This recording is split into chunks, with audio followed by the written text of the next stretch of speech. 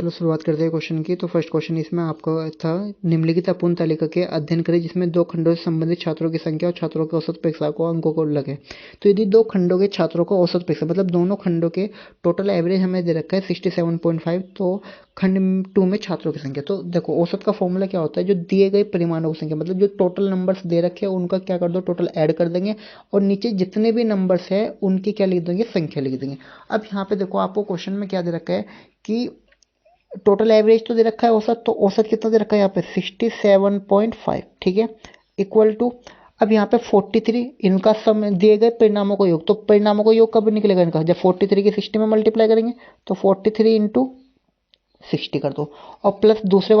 वाले में n2 में हमने मान ली कि वहां पर कितने स्टूडेंट है, x स्टूडेंट है और प्लस की कितना हो जाएगा 70, तो ये हो जाएगा। और परिणामों की संख्या तो मतलब छात्रों की संख्या कितनी हो जाएगी, 43 तो है यहाँ पे और कितना हो जाएगा ये 43 प्लस के x हो जाएगा। तो यहाँ पे कितना हो जाएगा 43 प्लस के x हो जाएगा। तो 43 इंटू 60 प्लस के x इंटू 70 अपॉन 43 प्लस के x। अब इसकी मल्टीप्लाई करेंगे हम नेक्स्ट में, तो ये कितना हो जाएगा 67.5 ब्रैकेट में 43 क्रॉस मल्टीप्लाई करेंगे 43 प्लस के x बराबर और ये 43 इंटू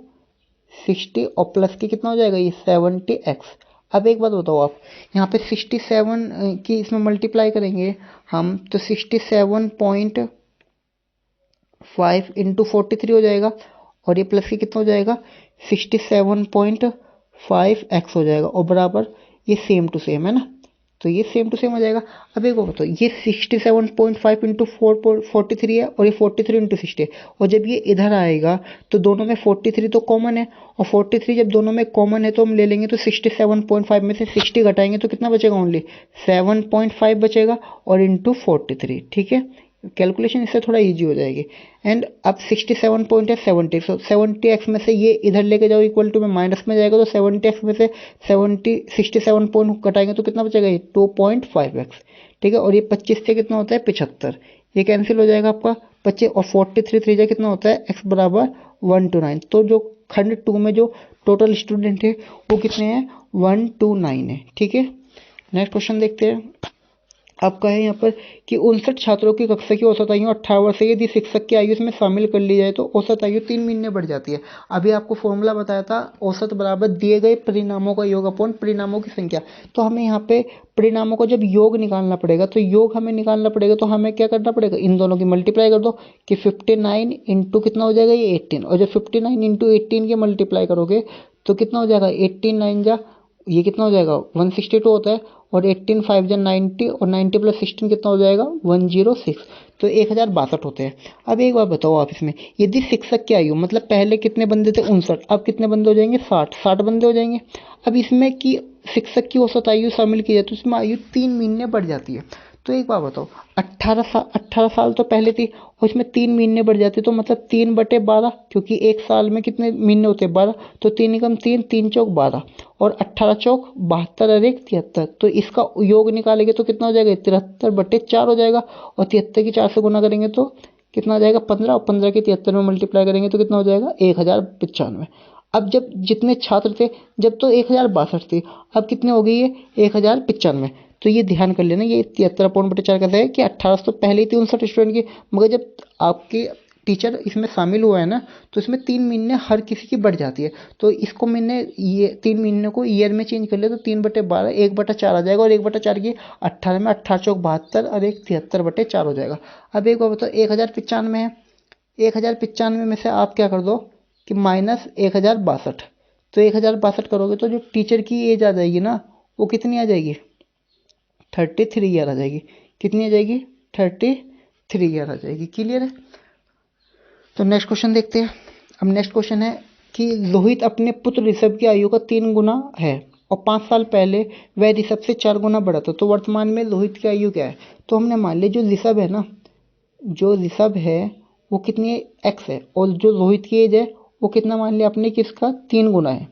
ठीक है। अब 5 साल पहले, तो 5 साल पहले की बात हो रही है तो दोनों की 5 साल घटेगी, तो 5 साल पहले रोहित की भी 3x माइनस के 5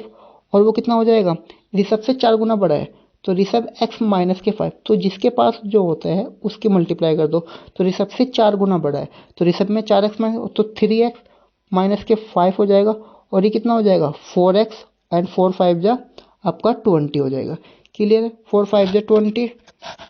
एंड आगे कितना जाएगा ये, तो 3x माइनस के 5 हो गया था इक्वल टू 4x माइनस के 20 एंड तो 3x में से 4x घटाओगे तो ये कर लो, ये तो माइनस के 5 है और माइनस का 20 आएगा तो इधर प्लस के 20 और ये 4x में से 3x घटाएंगे तो x की वैल्यू कितना आ जाएगी 15 आ जाएगी। तो हमसे यहाँ पे ये किसका पूछ रहा है, हमें पूछ रहा है ये वर्तमान में रोहित की आयु। तो रोहित की आयु कितनी हो जाएगी, तो रोहित की कितनी है 3x है, तो आपकी x की वैल्यू कितनी आई है, x की वैल्यू आई है 15, तो आप यहाँ पे मल्टीप्लाई कर दो तो 3 इंटू कितना हो जाएगा 15 और 15 3 जा कितना होता है 45, तो 45 किसका हो जाएगा, इसका आंसर हो जाएगा। ठीक है, तो बस आपको यहाँ पे रोहित की अपने ऋषभ की आयु का, अपने पुत्र ऋषभ की आयु तो ऋषभ के x मान लो और इसके कितना मान लो 3x हो जाएगा। ठीक है, तो रोहित की 3x हो जाएगी, तो फिर अकॉर्डिंग टू क्वेश्चन तो 3x माइनस के 5 इक्वल टू 4x माइनस के 5, तो 3x बराबर 4x 4 5 जा 20 और नेक्स्ट क्वेश्चन में आपका 3x माइनस के 5 बराबर 4x माइनस के 20, x को एक तरफ ले जा लो तो 4x में से 3x घटाएंगे तो x बचेगा और माइनस का 5 है इधर आएगा तो प्लस का 20 और तो x की वैल्यू 15। अब हमें किसकी निकालनी थी, रोहित की निकालनी थी, तो रोहित की क्या कर दोगे, तो 3 इंटू 15 कर दोगे और 15 3 जा कितना होता है 45 होता है, तो 45 एज कितनी हो जाएगी, रोहित की एज हो जाएगी। ठीक है, नेक्स्ट क्वेश्चन देखते हैं। अब ये क्वेश्चन बहुत बढ़िया है। 3 वर्ष पहले सचिन की आयु उसके पुत्र की आयु से 6 गुना अधिक थी। तो एक बात बताओ तुम, तो आप क्या करो, जो सचिन है तो सचिन की एज क्या मान लो x मान लो और उसके बेटे की जो आयु मान लो वो क्या मान लो y। ठीक है, सचिन की एज हमने x मान ली, वो ये प्रेजेंट एज है कि कौन सी एज है, ये प्रेजेंट एज है, तो प्रेजेंट सचिन की x हो जाएगी तो बेटे की y हो जाएगी। मगर क्या कह रहा है ये 3 वर्ष पहले, तो 3 साल 3 ईयर्स अगो का मतलब तो इसकी 3 साल पहले कितनी हो जाएगी, तो x माइनस के 3 इसकी भी हो जाएगी और y माइनस के 3 इसकी भी हो जाएगी। ठीक है, मगर अकॉर्डिंग टू क्वेश्चन क्या कह रहा है, कंडीशन ये कि 3 साल पहले सचिन की आयु उसके पुत्र की आयु से 6 गुना अधिक थी। तो 3 साल पहले जो सचिन की आयु ना उसके पुत्र से तो 6y माइनस के 3 6 गुना अधिक थी, तो ये कितना हो जाएगी 6 गुना अधिक थी, तो ये हो जाएगा। तो 3 वर्ष पहले सचिन की आयु उसके पुत्र की आयु से 6 गुना अधिक थी, तो आप क्या करो x माइनस के 3 इक्वल टू 6 y माइनस के 3 प्लस के 3 हो जाएगा। ठीक है, अब यहाँ पे नेक्स्ट है आपका, तो इसे सोल्व करेंगे तो ये x माइनस के 3 बराबर 6y और ये कितना हो जाएगा 6y और 6 3 जा कितना हो जाएगा, ये 18 हो जाएगा और प्लस के कितना हो जाएगा 3 हो जाएगा। ठीक है, एंड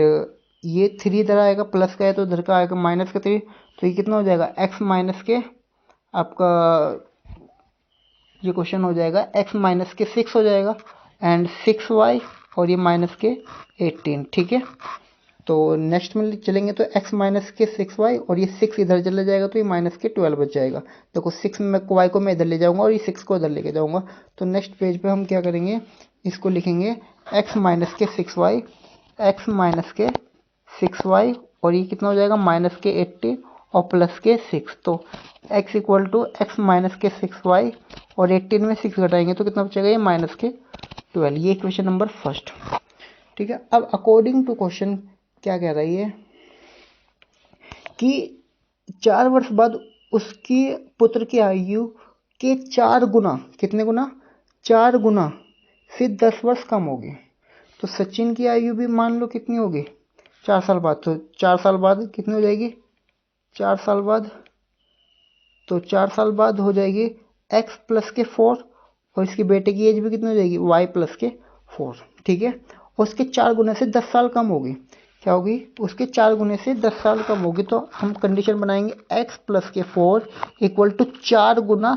से 10 साल कम होगी, तो y प्लस के 4 माइनस के कितना हो जाएगा, ये आपका 10 हो जाएगा। तो x प्लस के 4 बराबर 4 की y में मल्टीप्लाई करेंगे 4y और 4 4 जा कितना हो जाएगा 16 एंड 4 10 जा 40 हो जाएगा। क्लियर है, और y वाला एक तरफ ले जा लो तो x माइनस के 4y और ये कितना हो जाएगा, इधर 4 जाएगा तो माइनस के 16 और प्लस के 16 है और 40 जब माइनस के 44, तो 44 में 16 घटाएंगे तो कितना बच जाएगा बताओ, ये सही जा रहे हम, ये 10 था सॉरी, ये कितना है 10 है, तो ये 10 है यहाँ पर, ये 10 है, तो इसको एक बार रफ कर लेते हैं हम। ये आपका है यहाँ पर 10। अब यहाँ पर 10 है तो फिर यहाँ पर कितना आएगा, यहाँ पर आएगा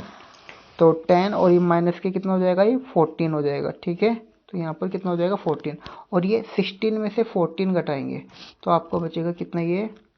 ओनली 2। कितना बचेगा, ये 2। तो ये आपकी सेकंड इक्वेशन हो जाएगी। अब देखो इन दोनों इक्वेशन को हम सोल्व करते हैं, तो इन दोनों इक्वेशन को सोल्व करेंगे तो फर्स्ट इक्वेशन क्या थी, x माइनस के 6y इक्वल टू माइनस के 12, और दूसरी इक्वेशन थी कितने, क्या थी, x माइनस के 4y और इक्वल टू 2। अब इन दोनों को हमें सब्ट्रैक्ट करने में फ़ायदा है, तो इक्वेशन फर्स्ट और इक्वेशन सेकंड को हम क्या कर दो, सब्ट्रैक्ट कर दो, क्योंकि वैल्यू कट जाएगी। तो x माइनस के 6y और घटा रहे तो माइनस के x, और अंदर के जब घटाते तो अंदर के साइन चेंज हो जाते, तो माइनस का 4y है तो प्लस का 4y हो जाएगा, और ये माइनस के 12 और घटा रहे तो ये माइनस का 2 हो जाएगा। x कैंसिल, और 6y में से 4y घटाएंगे तो कितना बचेगा, ये माइनस का 2y बचेगा, और -12 और -2 कितना हो जाएगा 14, ये कैंसिल, और 2 7 से कितना हो जाएगा 14, तो y की वैल्यू कितना हो जाएगी,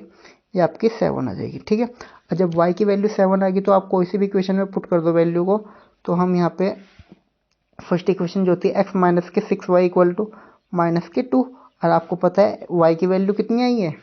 देखो यहाँ पर y की वैल्यू 7 आ गई है, तो y की वैल्यू 7 आ गई तो 6 इंटू 7 बराबर माइनस के 12, और x बराबर 6 7 से कितना होता है 42, तो माइनस के 12, और ये 42 माइनस का तो इधर जाएगा प्लस में, और 42 में से 12 घटाएंगे तो x की एज कितनी जाएगी, 30 आ जाएगी। तो जो सचिन की एज है वो कितनी आ जाएगी, 30 साल, और जो उसके बेटे की एज है और बेटे की एज कितनी आ जाएगी, 7 इयर्स। तो ये आपका फाइनल आंसर है। ठीक है, ओके, मिलते हैं।